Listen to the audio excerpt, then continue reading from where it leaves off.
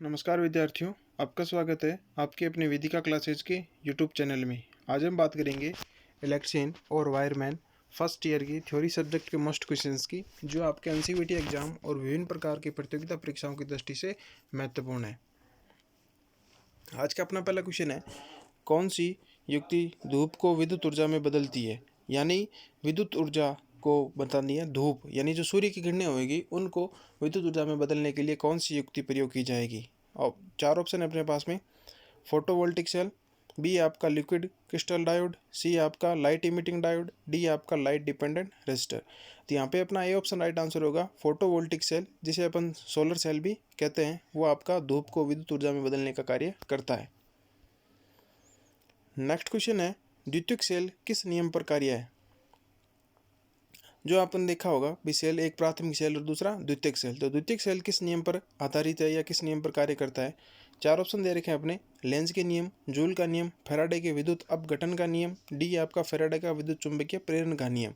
तो आपको ध्यान रखना है कि जो अपना द्वितीयक सेल होता है वो फैराडे के विद्युत अपघटन नियम पर आधारित है। ऑप्शन नंबर सी इसका राइट आंसर होगा। नेक्स्ट क्वेश्चन देखेंगे, विद्युत अपघटन के दौरान एकत्रित द्रव्यमान की गणना करने का फॉर्मूला क्या होगा? यानी जो रासायनिक प्रक्रिया होती है उस समय जब द्रव्यमान एकत्रित होता है उसको काउंट करने का फॉर्मूला। चार ऑप्शन दे रखे हैं, उसमें इसका बी ऑप्शन इसका राइट आंसर होगा, m बराबर ZIT ग्राम।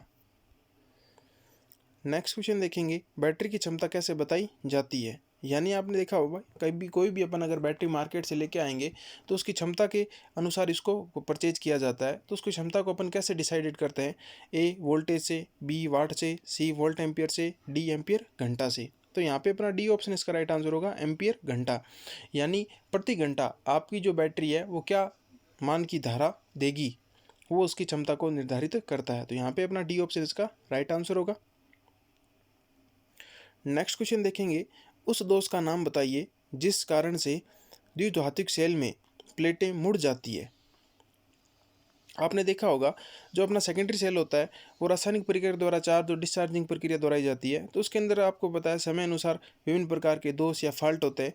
तो उनमें ऐसा कौन सा दोष होगा जिसके अनुसार उसकी जो प्लेटें हैं वो आपके मुड़ जाएगी? ऑप्शन ए बकलिंग, बी स्थानीय क्रिया, सी आंशिक लघुपतन, डी आपका कठोर सल्फेशन। तो यहाँ पे अपना ए ऑप्शन राइट आंसर होगा कि बकलिंग दोष के द्वारा प्लेटें मुड़ जाती है। नेक्स्ट क्वेश्चन देखेंगे, विद्युत आवेश की इकाई क्या है? यानी विद्युत आवेश किसके अंदर मापा जाता है?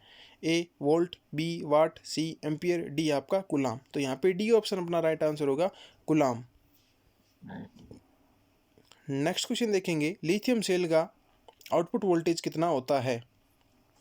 यानी लिथियम सेल के बारे में तो चार ऑप्शन दे रखे हैं, 1.2, 1.5, 1.8 व 2.5। तो डी ऑप्शन यहाँ पे राइट आंसर होगा, लिथियम सेल का आउटपुट वोल्टेज अधिकतम 2.5 वोल्टेज होता है।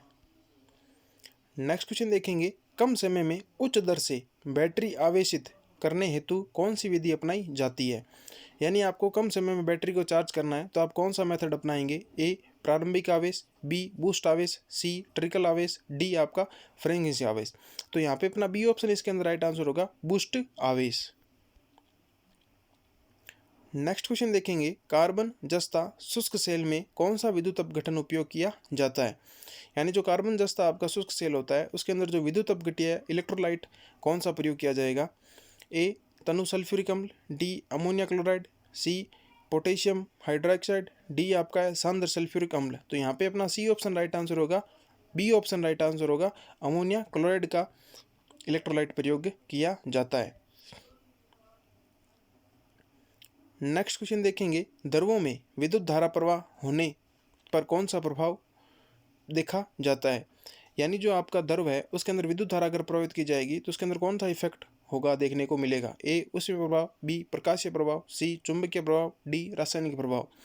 तो यहाँ पे डी ऑप्शन अपना राइट आंसर होगा, रासायनिक प्रभाव देखा जाता है। यानी जो आपने देखा होगा इन्वर्टर के पास में जो बैटरी लगी होती है उस बैटरी के अंदर जो द्रव होता है या इलेक्ट्रोलाइट होता है, जब उसके अंदर विद्युत धारा प्रवाहित की जाती है तो उसके अंदर रासायनिक प्रभाव के द्वारा एसी को डीसी में परिवर्तित किया जाता है, रिस्टोरेज होती है। तो यहाँ पे अपना डी ऑप्शन इसका राइट आंसर होगा। नेक्स्ट क्वेश्चन देखेंगे, सीसा अम्ल बैटरी में ऋणात्मक प्लेट बनाने हेतु कौन से पदार्थ का प्रयोग किया जाता है? यानी आपको पता है भाई बैटरी में एक सिरा धन और एक सिरा ऋणात्मक होता है, तो उसमें जो ऋणात्मक प्लेट किसकी बनी होगी? ए आपका लेड डाइऑक्साइड, बी आपका स्पंजी शीशा, सी आपका लेड परऑक्साइड, डी आपका लेड सल्फेट। तो यहाँ पे बी ऑप्शन अपना राइट आंसर होगा। स्पंजी शीशा का प्रयोग करके अम्ल शीशा बैटरी में ऋणात्मक प्लेट का निर्माण किया जाता है। नेक्स्ट क्वेश्चन देखेंगे, धातु सतह के सरण को नियंत्रण करने हेतु कौन सी तकनीक का प्रयोग किया जाता है। यानी जो धातु की सतह अगर सरण हो रही है तो उसको रोकने के लिए अपन कौन सा मेथड प्रयोग करेंगे। ए एनोडिक सुरक्षा, बी कैथोडिक सुरक्षा, सी इलेक्ट्रिक सुरक्षा, डी आपका स्थिर वैद्युत सुरक्षा। तो यहाँ पे बी ऑप्शन राइट आंसर होगा। कैथोडिक सुरक्षा का प्रयोग कर धातु की सतह को सरण से बचाया जाता है।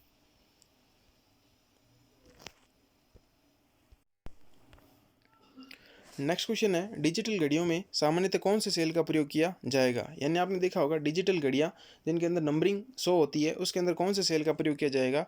वोल्टिक, लिथियम, पारा या सिल्वर। यानी सी ऑप्शन राइट आंसर होगा। मरकरी सेल का प्रयोग किया जाता है डिजिटल घड़ियों के अंदर।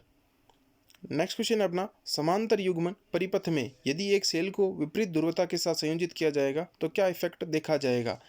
यानी समांतर युग्मन में आपने एक सेल को विपरीत ध्रुवों में संयोजित कर दिया जाता है तो क्या इफेक्ट देखने को मिलेगा। ए वोल्टेज शून्य हो जाएगा, बी खुला परिपथ हो जाएगा, सी लघुपतित हो जाएगा, डी कोई प्रभाव नहीं होगा, सामान्य रूप से कार्य करेगा। यानी आपको पता है कि समांतर युग्मन में आपने एक से अधिक सेलों का प्रयोग कर रहे हैं और उसमें एक सेल को आपने विपरीत ध्रुवों के साथ संयोजित कर दिया है तो आपस में आपको पता है शॉर्ट हो जाएगा। तो यहाँ पे सी ऑप्शन इसका राइट आंसर होगा, लघुपतित हो जाता है। नेक्स्ट क्वेश्चन है, बैटरी आवेशन में फाइन सेलेक्टर स्विच का क्या उपयोग होता है। यानी जो बैटरी चार्जिंग में इस समय जो फाइन सेलेक्टर स्विच लगा होता है उसका क्या कार्य होगा। ए ऑप्शन है आपका धारा चुनाव, बी ऑप्शन है आपका आवेशन। इसी प्रकार दिए गए ऑप्शनों में से अपना ए ऑप्शन इसका राइट आंसर होगा। धारा रेटिंग चुनने के लिए फाइन सेलेक्टर स्विच का प्रयोग किया जाता है। नेक्स्ट क्वेश्चन है, सोर्स सेल में तापमान के संदर्भ में निर्गत शक्ति पर क्या प्रभाव पड़ेगा। यानी जो आपका सौर सेल होता है जो सूर्य से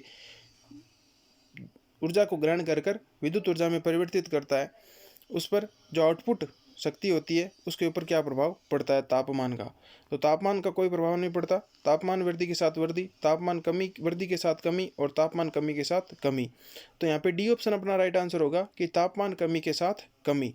यानी जैसे जैसे सूर्य का तापमान में आपको पता है शाम के समय तापमान कम होता जाता है तो वैसे ही सौर सेल द्वारा उत्पादित की जाने वाली विद्युत ऊर्जा का भी मान कम होता है। तो यहाँ पे डी ऑप्शन अपना राइट आंसर होगा। नेक्स्ट क्वेश्चन है, बैटरी आवेशन के समय हाइड्रोमीटर का क्या उद्देश्य है। यानी बैटरी चार्जिंग के समय अपन हाइड्रोमीटर का उपयोग करते हैं वो आपको पता है क्या निर्धारित करता है। यानी आपको पता है अभी बैटरी चार्जिंग में जो हाइड्रोमीटर होता है उसका उपयोग अपन इलेक्ट्रोलाइट को जांचने के लिए करेंगे।